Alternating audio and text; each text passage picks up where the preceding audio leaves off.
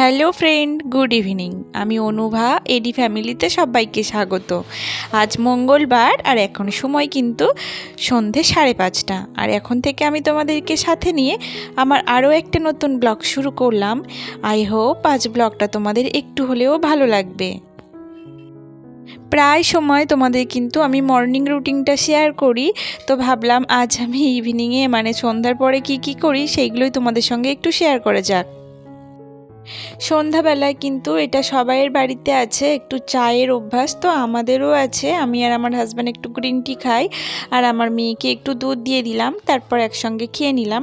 আর এই যে দেখো, এই ইয়াররিংটা আমি আজকেই বানিয়ে নিয়ে এসেছি। ছুঁচ সুতো, এটা অনেক দিনেরই ইচ্ছে ছিল।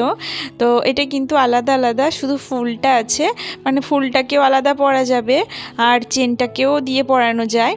তো এটা অনেক দিন ধরে আমার একটা করার ইচ্ছে ছিল, আর হাজব্যান্ডের কাছে অনেক দিনের আবদার ছিল। তো আলটিমেট কাল সেটা, আজকে গিয়ে সেটা করে নিয়ে আসলাম। আর কেমন হয়েছে অবশ্যই কিন্তু তোমরা জানিও। একটা মধ্যবিত্ত পরিবারে এরকম ধরনের শখ পূরণ করতে কিন্তু অনেকটা সময় আর ধৈর্যের প্রয়োজন হয়। আর এই ইয়াররিংটা শখ বলতে পারো আমার 1 বছর আগের থেকেই ছিল। তো হাজব্যান্ডকে 1 বছর আগেই বলেছিলাম, ও বলেছিল যে এবছর ধানতেরাসে দেওয়ার জন্য। তো ধানতেরাসের আগেই পেয়ে গেলাম। আর আরও একটা জিনিস নেওয়ার ইচ্ছে আছে ধানতেরাসে। তো দেখা যাক সেটা হয় কি না আদৌ। তো যাই হোক, কেমন হয়েছে কিন্তু তোমরা কমেন্টস করে জানিও। এই ইয়াররিংটা আমাকে আমার হাজব্যান্ড দিয়েছে, যদিও আমার জন্মদিন উপলক্ষে এটা দেওয়া হয়েছে। জন্মদিনের দেরি আছে এখনও, তো ওই জন্য আমি ওটাকে এখন ইউজ করছি না, রেখে দিয়েছি। একেবারে জন্মদিনের দিনকেই কিন্তু পরবো। আর এটা দেওয়াতে আমার মানে ফ্যামিলি মেম্বার কেউ একজন ভীষণই অসন্তুষ্ট হয়েছেন, আর আমার প্রতি ভীষণ রেগে আছেন। তো কেন আমি সেটা বলতে পারবো না। তুমি যে কতটা কষ্টে আছো সেটা কিন্তু কেউ দেখতে আসবে না, কিন্তু যদি তুমি কখনো প্রাণ খুলে হাসো তাহলে কিন্তু হিংসা করার লোকের অভাব হবে না। আর কি বলো তো, অনেকের সুখ কিন্তু অনেকের সহ্য হয় না। তো সেরকমই আমি যদি কানে শোনার কিছু পড়ি তাহলে হয়তো কেউ আছেন সহ্য করতে পারেন না, আর খালি কানে ঘুরে বেড়ালে হয়তো তাদের খুব ভালো লাগে। আর আগে আমি এই সব জিনিসগুলোর খুবই গুরুত্ব দিতাম, কিন্তু এখন মনে হয় যে জীবনটা নিজের, আর নিজের মতো করেই উপভোগ করব। যখন যেমন ইচ্ছা হবে আমি ঠিক সেইভাবেই কিন্তু চলার চেষ্টা করি, কারোর কথায় তেমন একটা পাত্তা দিই না। আর কে কী মন খারাপ করলো সেটা নিয়েও কিন্তু আমি আর ভাবি না। তো যাই হোক, আমি তো সবসময় মর্নিং রুটিন তোমাদের সঙ্গে শেয়ার করি, তো আজকে ইভিনিং রুটিনটা শেয়ার করছি। আর কি বলো তো, সকালবেলায় অনেকটা পরিমাণ কাজের প্রেশার থাকে আমার, যার জন্য কিন্তু আমি এই সন্ধ্যার পরে না এই টুকটাক ড্রেসিং টেবিল পরিষ্কার করা, জামা কাপড় ভাঁজ করা, মানে এই সব কাজগুলো কিন্তু আমি করে থাকি এই সন্ধ্যার পরেই। এখন তো আর বৃষ্টি নেই, এখন পুরো শীতের কাছাকাছি। তো ওই জন্য কিন্তু বাইরে বেশ প্রচুর রোদ হচ্ছে, আর গাড়ি ঘোড়া যায় তো রাস্তার কাছে ঘরগুলো বেশ নোংরা হচ্ছে। তো ওই জন্য ড্রেসিং টেবিলগুলো, তারপর ঘরের মেঝে বা চেয়ার টেবিল, এগুলো প্রচণ্ড পরিমাণে নোংরা, ধুলো ধুলো একটা ভাব, মানে হালকা একটা ধুলোর স্পট পড়ে থাকে, দেখলে বোঝা যায়। তো এবার তো মনে হচ্ছে যে রোজ দিনই ড্রেসিং টেবিলটা পরিষ্কার করলে বোধহয় আমার ভালো হয়, কেননা বেশ নোংরা হচ্ছে। মানে বর্ষাকাল ছিল তো, বর্ষাকালে অতটা নোংরা হয়নি, বোঝাও যেত না। তাই হয়তো আমি সপ্তাহে 2-3 বার পরিষ্কার করলে আমার বেশ পরিষ্কার হয়ে যেত। তো এখন তো প্রায় দিনই পরিষ্কার করছি, তাও যেন মনে হয় পরিষ্কারটাই হচ্ছে না ভালোভাবে। তো আজকে কিন্তু ভালো করে কলিং দিয়েই ডিপ ক্লিনিং করেছি বলতে পারো। আর এই আয়নাগুলো না কলিং দিয়ে মুছলে বেশ চকচক করে, কিন্তু আমার একদিনের বেশি দুদিনই চকচক থাকে না, কেননা আমার হাজব্যান্ড মাথায় মানে মাথা আঁচড়ায় পুরো আয়নার সামনে এসে, আর চিরুনিতে আঁচড়াতে গেলে না ওই জলগুলো মানে ছিটিয়ে ছিটিয়ে আয়নাতে এসে পড়ে। তো ওই জন্য কিন্তু একটা বাজে স্পট পড়ে যায়, যার জন্য খুব বাজে দেখতে লাগে। তো ওকে অনেক বারণ করা সত্ত্বেও কিন্তু ও শোনে না, ও ওইভাবেই অভ্যস্ত মাথা আঁচড়ে। তো আর কিছু বলি না।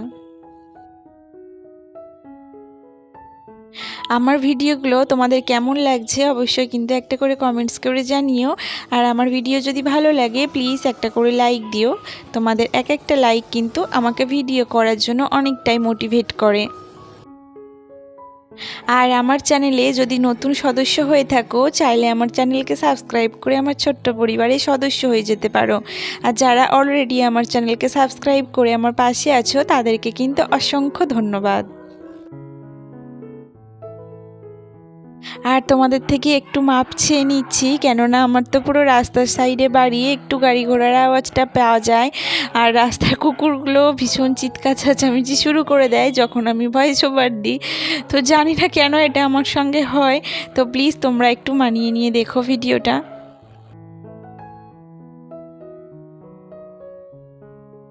আর এই তো কথা বলতে বলতে কিন্তু আমার মেয়ের ঘরে যে সমস্ত ফার্নিচারগুলো আছে টুকটাক সেইগুলো কিন্তু একটু পরিষ্কার করে নিচ্ছি।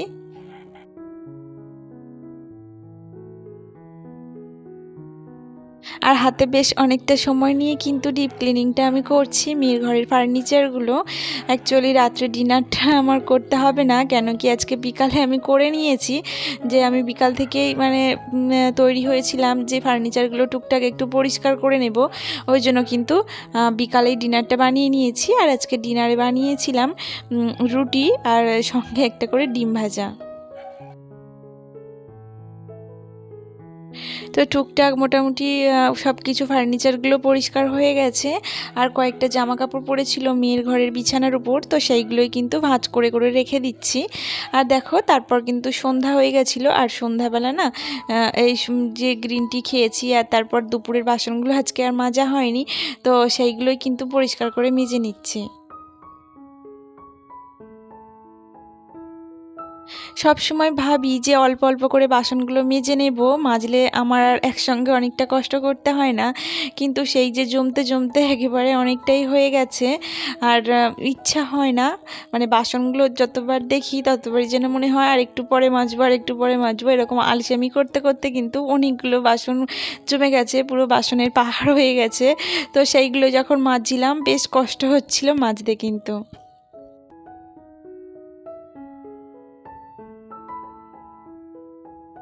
আর এই যে বাসনগুলো মেজে কিন্তু আমার ধোয়াও হয়ে গেছে।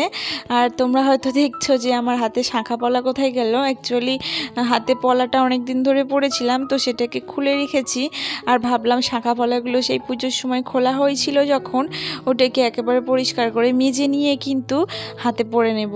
তো ওই জন্য দেখো একেবারে যে শাঁখা পলা আর চুড়িটা পরবো সেগুলোকেই নিয়ে এসেছি। একটু এই ব্রাশ আর সাবান দিয়ে কিন্তু পরিষ্কার করে একটু মেজে নেব।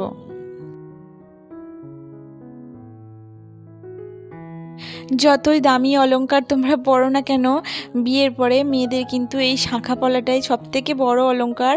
আর এটা যখন আমরা মানে বিয়ে হয়নি, যখন ইয়াং মেয়ে ছিলাম, তখন কিন্তু এরকম হাতটা বেশ সুন্দর লাগতো, মানে এরকম একটা যদি লাল দাগা থাকতো বা খালি হাতে বেশ সুন্দর মানাতো। কিন্তু এখন সেটা আর একদমই ভালো লাগে না, শাঁখা পলা ছাড়া কিন্তু হাতটা বেশ বাজেই দেখতে লাগছে।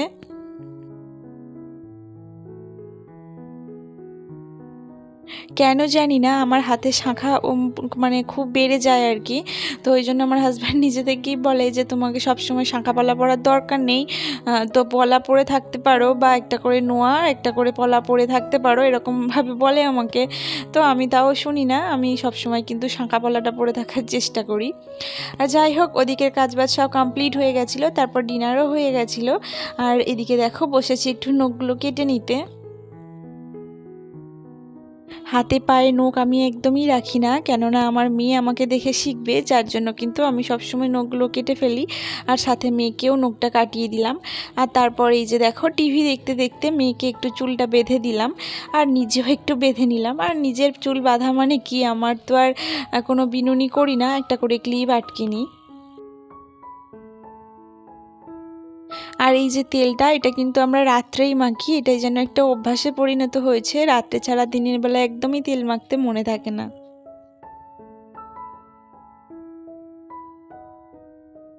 তো যাই হোক, আজ ভিডিওটা কেমন লাগলো অবশ্যই কিন্তু জানিও।